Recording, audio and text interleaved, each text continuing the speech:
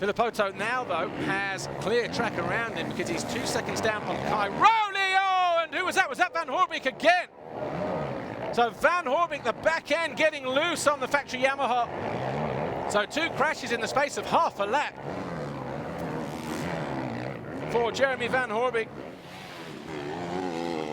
He just gets on the gas and then just catches it wrong. Back end loops around on him and off the back, just ragdolls himself out of contention.